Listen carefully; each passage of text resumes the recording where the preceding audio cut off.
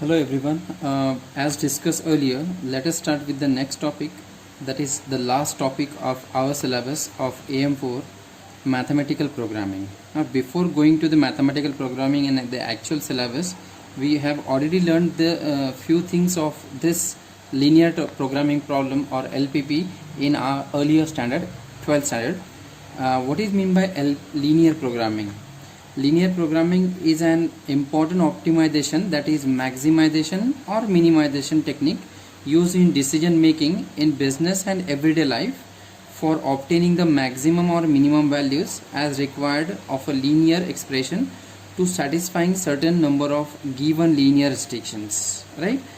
It involves finding maximum profit, minimum cost or minimum use of resources. It is used in industry, commerce, management science, etc. Well started, we have studied the graphical method to solve LPP, but it is obvious that the graphical method cannot be used for solving LPP if there are more than two variables in the objective functions. In such cases, we have to use the simplex method, that is our syllabus part, simplex method. But before that, let us start with the few basic things and few basic terminologies which we need to understand. First of all, general linear programming problem. Linear programming problem, right? Any LPP has three aspects: objective function,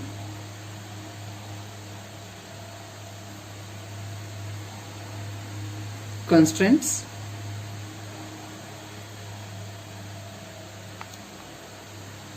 non-negative restrictions.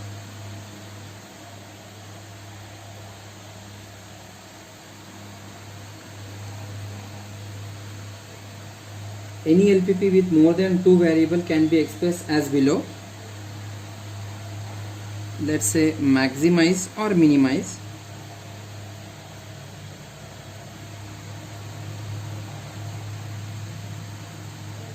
The objective function,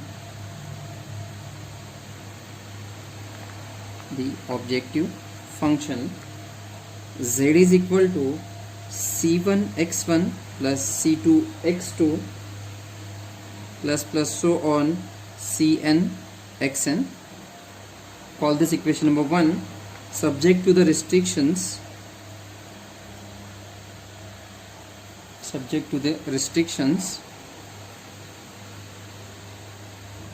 a11 x1 plus a12 x2 plus so on a1n xn less than equal to b1 or greater than equal to b1, a21 x1 plus a22 x2 plus so on plus a2n xn less than equal to b2 or greater than equal to b2, a31 x1 plus a32 x2 plus so on a3n xn less than equal to b3 or greater than equal to b3, so on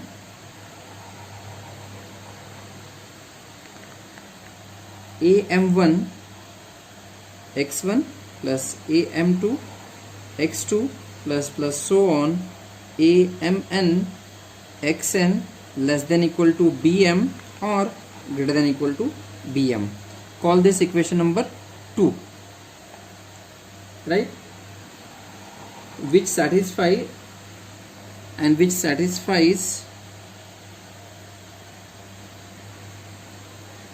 the non-negativity restriction, non-negative restrictions x1 से लेके तो xn तक all are greater than equal to 0. The constraint in 2 may be greater than equal to or less than equal to or equal to type. ये equal to भी हो सकते हैं, less than equal to हो सकते हैं, greater than equal to हो सकते हैं, right? Late us see few more definitions. First of all, cost coefficient definitions or concepts you can call it. Cost coefficients. Cost coefficient किसको बोलेंगे? the coefficients C1, C2, C1, C2 up to Cm of x1, x2, x3 in the objective function are called, in the objective function, shortcut में समझेंगे, in the objective function are called cost coefficient. That means C1, C2, C3 up to Cn के जो values है वो, right? Then next is stipulations.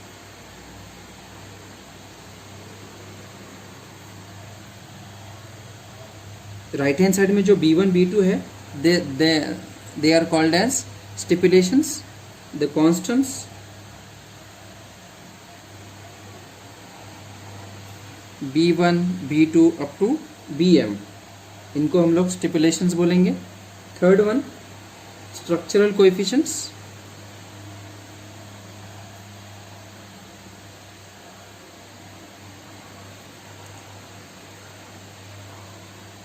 The constants A, I, J. I and J varies from 1 to M. I varies from 1 to M. J varies from 1 to N. Which are the coefficients of these x1, x2, x3? So इनको हम लोग बोलेंगे structural coefficients, which are coefficients of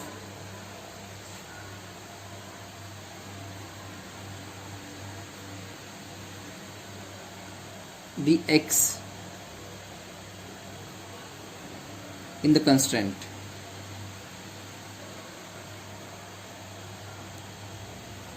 Next is solution.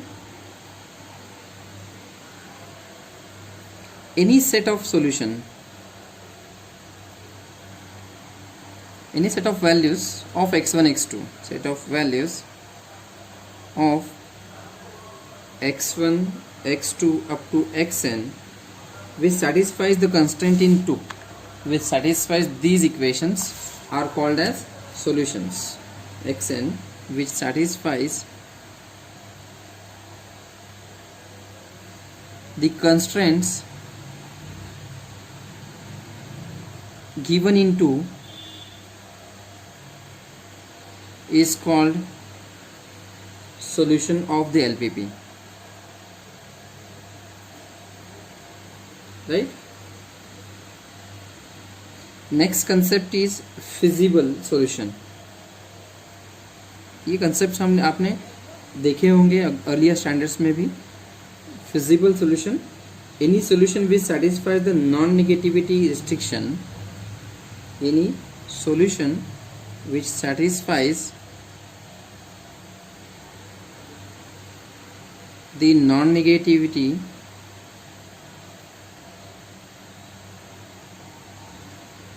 restrictions is called feasible solution. Right? Then next concept is optimal solution. Optimal solution, any feasible solution, any feasible solution which maximizes or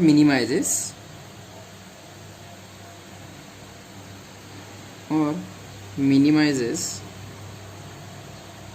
the objective solution, objective function is called optimal solution of the LPP. यानी ऐसा solution, any feasible solution जो maximize या minimize कर रहा है objective function को, right?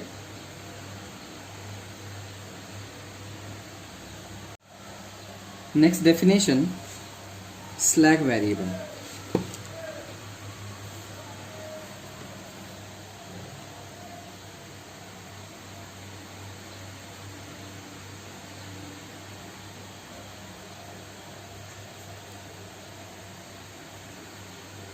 अगर आपकी जो इक्वेशन है वो लेस देन इक्वल टू है, अगर आपको उसको इक्वालिटी में कन्वर्ट करना है तो यहाँ पे आप कुछ जो टर्म है वो ऐड करेंगे, क्योंकि ये इक्वेशन इससे लेस है. तो अगर मैं प्लस S1 करता हूँ तो इस केस में S1 को आप स्लैक वेरिएबल बोलेंगे. So if the constraints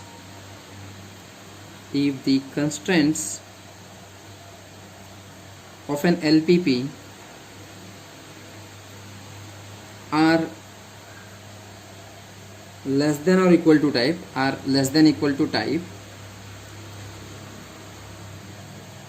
then we can add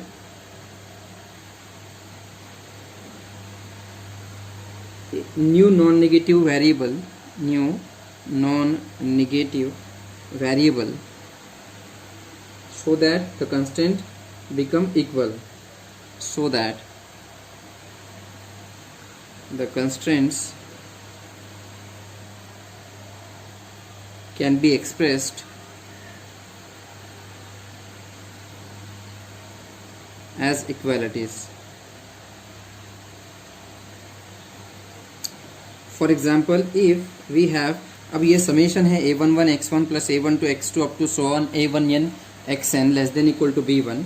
अगर इसी को मैं समेशन में लिखूं, j varies from 1 to n ai j xi less than equal to b1 है मान लो, या bi है, where i varies from 1 to k. तो यहाँ पे मैं, क्योंकि ये इक्वेशन इससे लेस है, if I can add si summation j equal to 1 to n aij xi plus si, तो ये इक्वालिटी बन गई. तो आप जो न्यू वेरिएबल si है इसको आप बोलेंगे स्लैक वेरिएबल.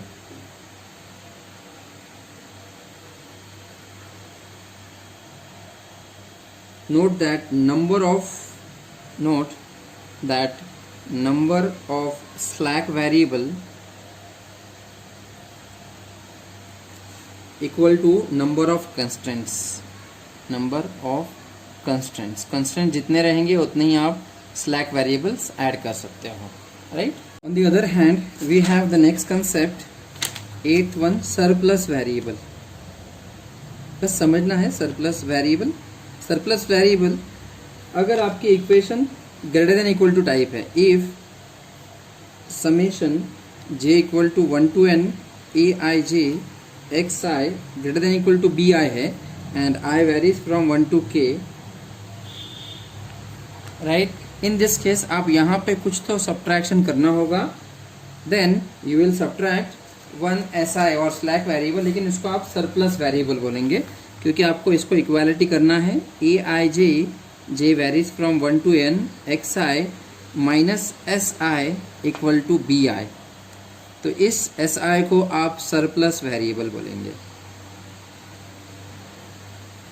बट आगे जाके आप देखेंगे कि आप इसको सरप्लस जो वेरिएबल है उसको हटा देंगे और बोलेंगे कि आपने जो है निगेटिव स्लैक वेरिएबल ही ऐड किया है. ये समझने के लिए sir, right.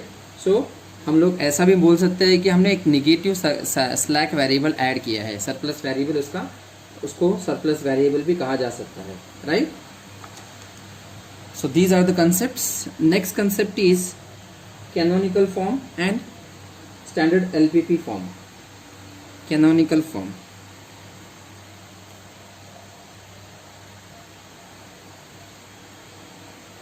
next concept is canonical form.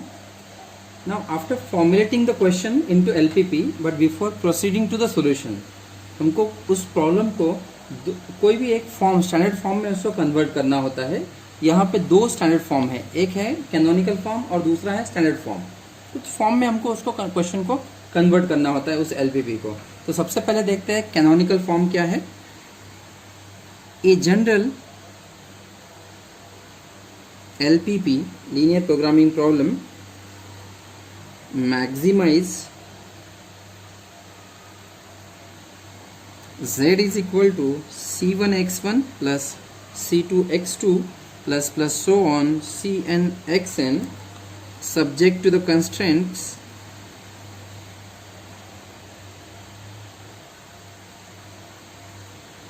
a11 x1 plus a12 x2 plus so on a1n xn less than equal to b1, a21 x1 plus a22 x2 plus so on a2n xn less than equal to b2, so on am1 x1 plus am2 x2 plus so on amn xn less than equal to bm। और इसी को short में हम लोग बोल सकते हैं summation लेंगे, j varies from 1 to n और i वेरीज समेशन, और z इज इक्वल टू यहाँ से स्टार्ट करेंगे, ये होगा समेशन c1 से cn तक है, तो हम लोग i ले सकते हैं, i is equal to 1 to n, और यहाँ पे लेंगे ci xi। ये हुआ इस इक्वेशन का शॉर्ट फॉर्म समेशन में। सब्जेक्ट टू ये जो इक्वेशन है इनको हम लोग बोल सकते हैं summation j varies from 1 to n aij into xi less than equal to bj where j varies from 1 to m, right. ये है standard LPP form that is called as canonical form. This is standard नहीं, इसको LPP का जो है canonical form बोलेंगे हम लोग, where xi is always greater than equal to 0 and I varies from 1 to up to n. This is called canonical form. Let us see few highlights of this canonical form. सबसे पहले तो जो इसका objective function है, the objective function, few characteristic of this canonical form समझ में आ गया। a11 से लेके a1n xn तक less than equal to b1, a21 x1 से a2n xn less than equal to b2, am1 x1 से am2 x2 so up to amn xn less than equal to bm। This is maximisation problem, this is called as canonical form. इसमें जो objective function होगा आपका वो is of maximisation type, यहाँ पे लिखा है, right. The objective function is of maximisation type. अब हर चीज़ आपको लिखना पॉसिबल नहीं है, बट फ्यू इंपॉर्टेंट थिंग, अगर आपका जो क्वेश्चन होगा वो हमेशा मैक्सिमाइजेशन टाइप होगा ऑब्जेक्टिव फंक्शन। अगर वो मैक्सिमाइजेशन नहीं है, मिनिमाइजेशन में है कि मिनिमाइज लिखा है और आपको कैनोनिकल फॉर्म में लाना है, तो आप उसको निगेटिव -1 से मल्टीप्लाई करेंगे so that it becomes maximisation problem, right. For example, इसीलिए मैं लिख नहीं रहा हूँ, यहाँ पे है कि अगर ऑब्जेक्टिव फंक्शन है वो मैक्सिमाइजेशन होना चाहिए, अगर नहीं है मिनिमाइजेशन में है तो आप उसको निगेटिव -1 से मल्टीप्लाई करके मैक्सिमाइजेशन में कन्वर्ट करेंगे। लेट अस से फॉर एग्जांपल मिनिमाइज z लिखा है, z is equal to c1 x1 plus c2 x2 plus so on cn xn। तो इसको मैक्सिमाइजेशन में कन्वर्ट करने के लिए will multiply it by -1 so that it will become maximise z dash. इसको अगर मैं माइनस से मल्टीप्लाई करूँ तो माइनस z बन रहा है, तो उसको नया नाम देते हैं z dash, that is minus z, that will be minus c1 x1 minus c2 x2 minus so on minus cn xn। ये होगा आपका मैक्सिमाइजेशन का problem, right. Second characteristic is that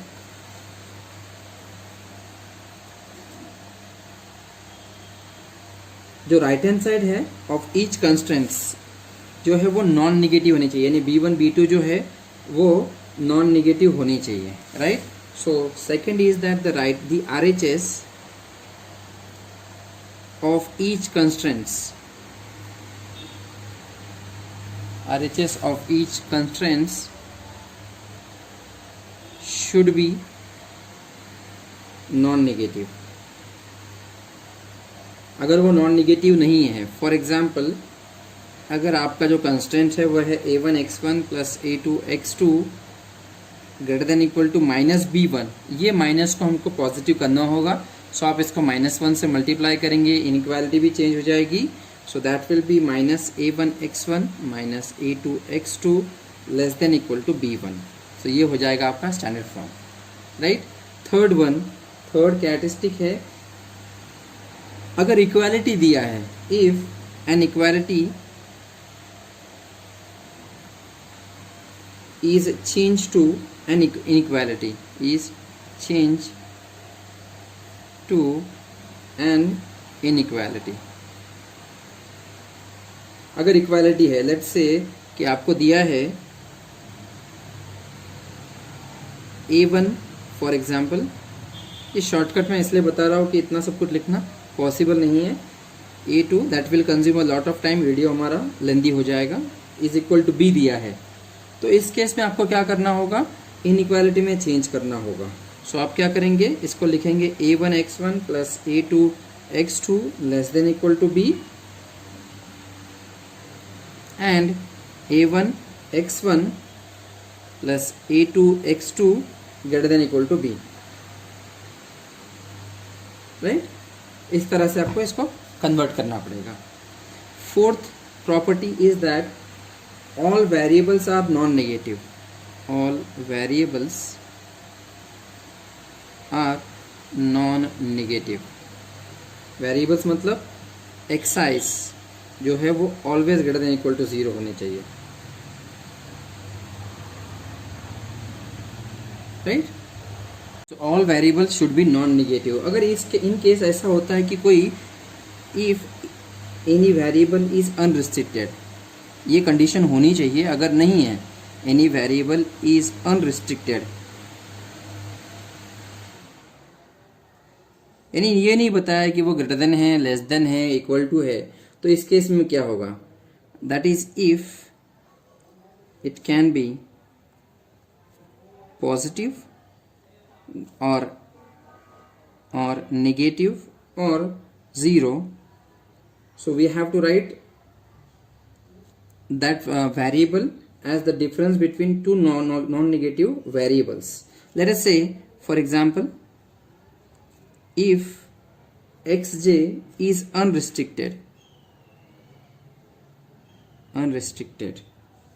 तो आप xj को कैसा लिखेंगे, xj is equal to xj dash minus xj double dash, where both xj and xj dash and xj double dash are non-negative,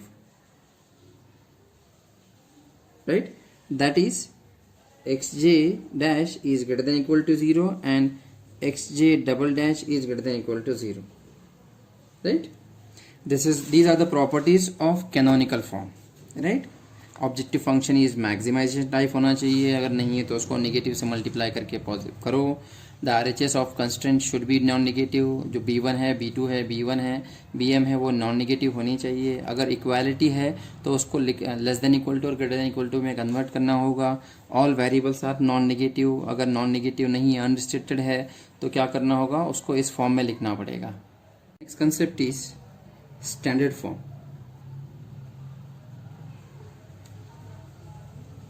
Now in standard form what we exactly do is to introduce जो inequality है उसमें हम लोग introduce करते हैं slack variables को और express करते हैं ऑब्जेक्टिव फंक्शन को और कंस्ट्रेंट्स को in the form of equality, objective function, और इसको जो है वो इनइक्वालिटी जो है उनको इक्वालिटी में हम लोग कन्वर्ट करते हैं, राइट। सो अगर इसी इक्वेशन को इक्वेशन नंबर 2 यहाँ पे इसको रेफर कर रहा हूँ मैं कि जो हमारा ऑब्जेक्टिव फंक्शन है एंड उसके जो कंस्ट्रेंट्स है उनको हम लोग इक्वालिटी में कन्वर्ट करते हैं। तो लेट अस सी इक्वेशन नंबर 2 को हम लोग कैसे लिखेंगे और 1 को कैसे लिखेंगे, राइट। सो मैक्सिमाइज होगा, maximize z is equal to क्या दिया है, z is equal to c1x1 plus c2x2 plus plus so on cn।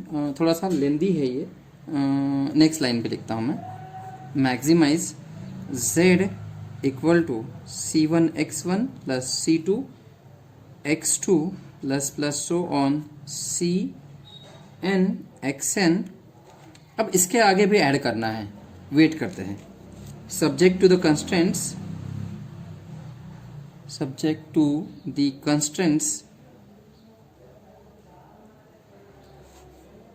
पहली इक्वेशन थी ये a11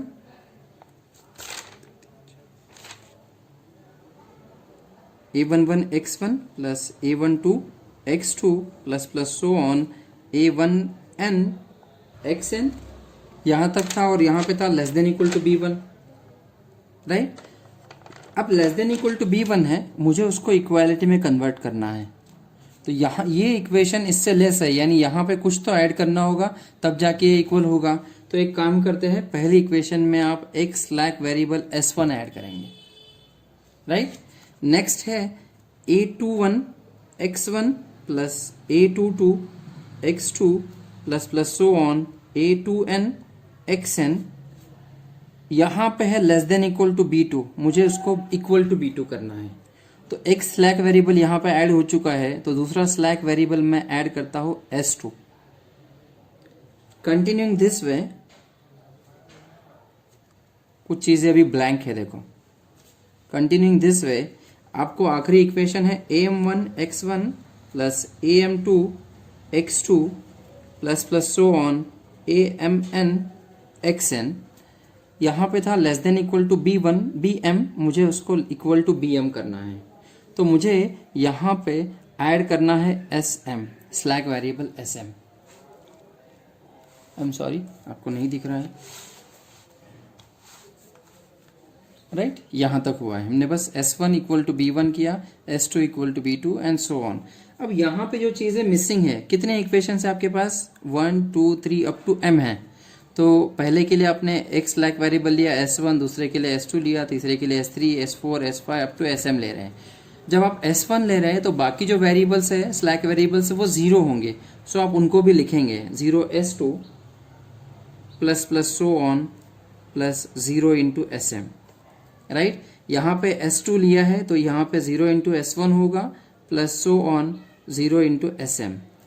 यहाँ पे 0 into s1 plus 0 into s2 plus plus so on sm equal to bm होगा, right. अब s1 से लेके sm आपने स्लैक वेरिएबल्स इंट्रोड्यूस किए हैं, वही स्लैक वेरिएबल्स आपको यहाँ पे भी लिखने होंगे। वो होंगे 0 into s1 plus 0 into s2 plus plus so on 0 into sm, right.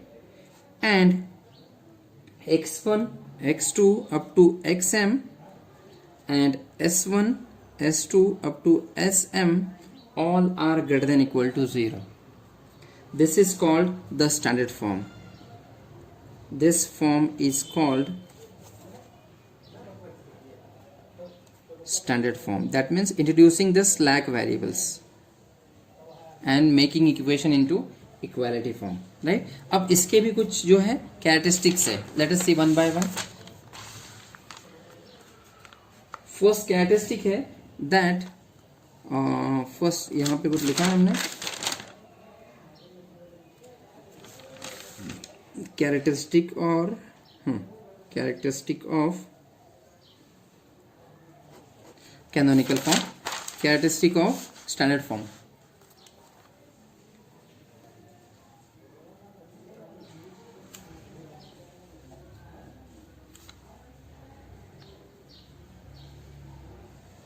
First characteristic है that all the constraints are expressed in the form of equations. All the constraints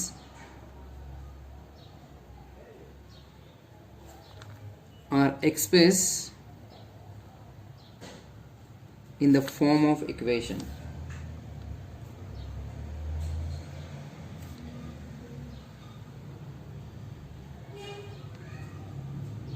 Except the non-negativity restrictions which remains as greater than equal to 0। यानी ये जो है, ये accept, इसको नहीं हम लोग इक्वालिटी में कन्वर्ट करेंगे, इसको जो है वो इसका एज इट इज रखेंगे।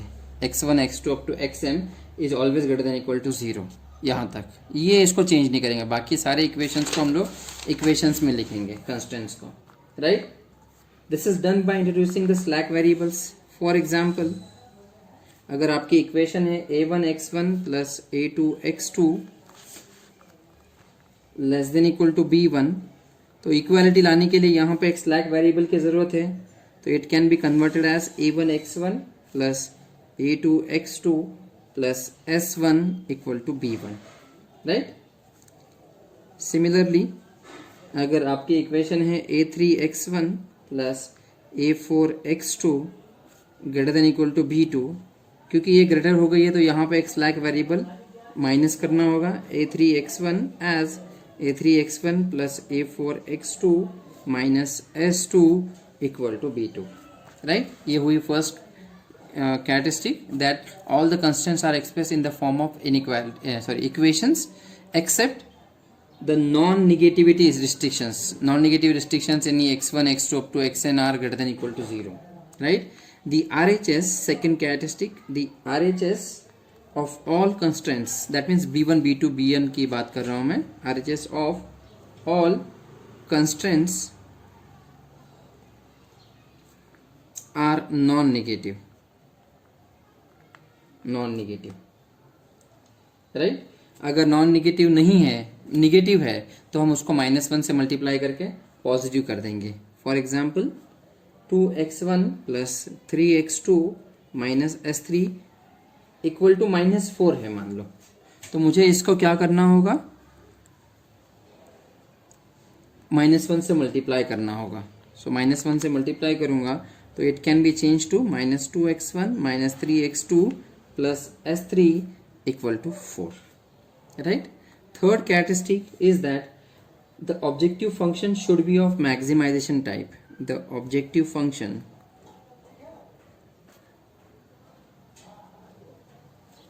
should be of maximization type. Minimization रहेगा तो उसको मैक्सिमाइजेशन करना होगा, राइट? और मिनिमाइजेशन से मैक्सिमाइजेशन करने के लिए आप -1 से मल्टीप्लाई करेंगे. Just saw in earlier topic, all the decision variables, all fourth property है, all decision variables and also and slack variables are non-negative,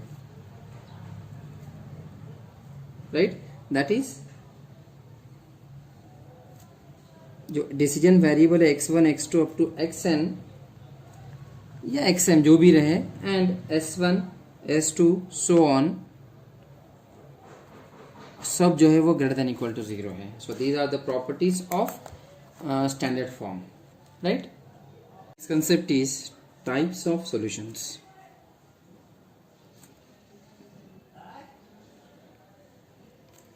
first is basic solution.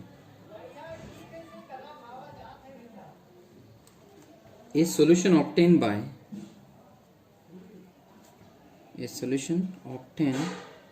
by setting any n variables out of m plus n variables. m plus n variable में से n variables को अगर आप 0 equal to 0 and solving the remaining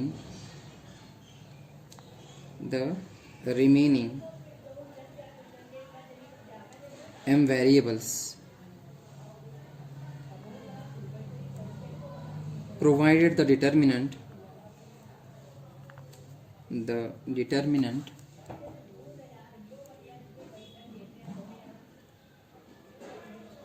of the coefficient of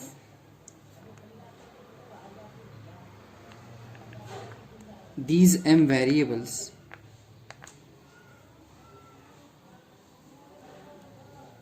is non-zero, is called a basic solution. A basic solution यानी क्या, कि अगर आपके पास m प्लस n वेरिएबल्स है, आप उसमें से कोई भी n वेरिएबल्स को 0 इक्वेट करो और बाकी के जो रिमेनिंग वेरिएबल्स है उनको सोल्यूशन फाइंड आउट करो, प्रोवाइडेड जो आपने चुने हैं m वेरिएबल्स उनका जो डिटर्मिनेंट है, provided the determinant of the coefficient of these m variables के जो coefficients है वो जो है उनका डिटर्मिनेंट 0 नहीं होना चाहिए. तो उस सॉल्यूशन को आप बोलेंगे basic solution. such m variables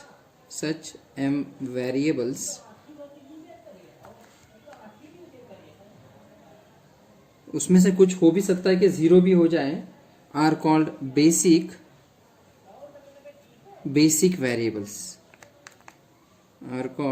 basic variables and remaining n जो बचे हुए n हैं, and remaining n zero valued variables are called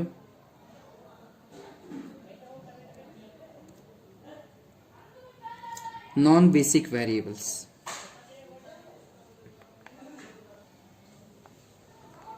Right? Since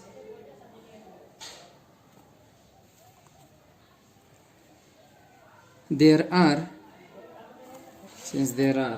m plus n variables and we solve for m variables, so number of and we solve for m variables, the number of basic solutions कितने होंगे फिर? The number of basic solution will be is equal to m plus n c m.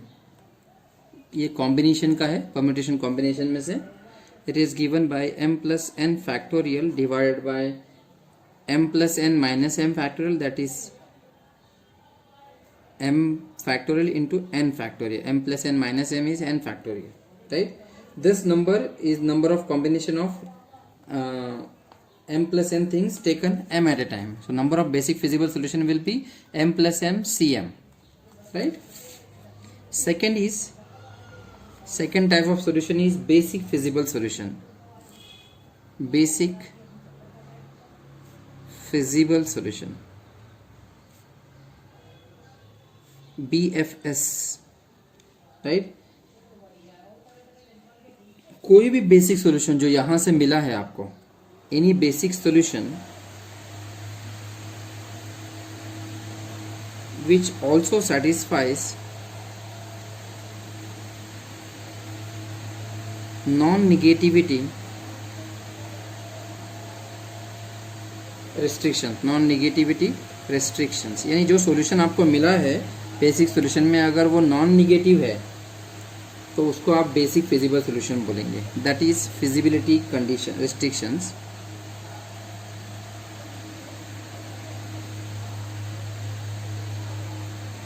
is called basic feasible solution, BFS, right?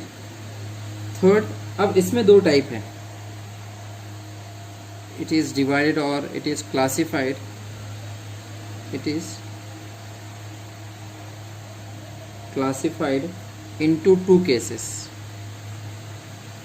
पहली है non degenerate BFS.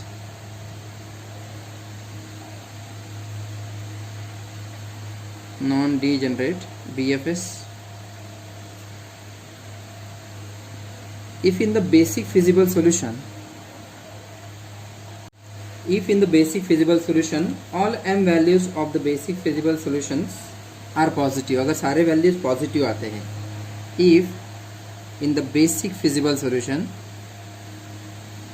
यानी ऊपर जो solution मिलेगा आपको, basic feasible solution obtain all m values, अगर सारे के सारे values पॉजिटिव है of the basic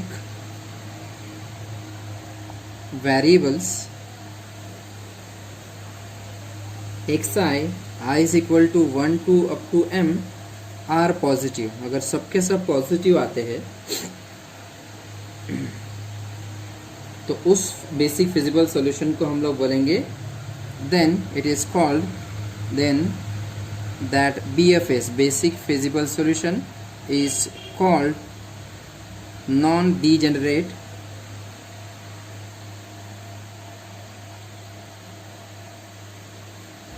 BFS basic feasible solution, right? So इसका वाइस वर्सा इधर होगा. क्या होगा अगर डीजेनरेट सॉल्यूशन किसको बोलेंगे? Degenerate basic feasible solution. अगर जो बेसिक फिजिबल सॉल्यूशन आपको मिला है, if in the basic feasible solution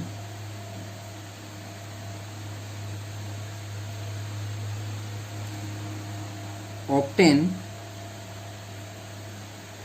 one or more values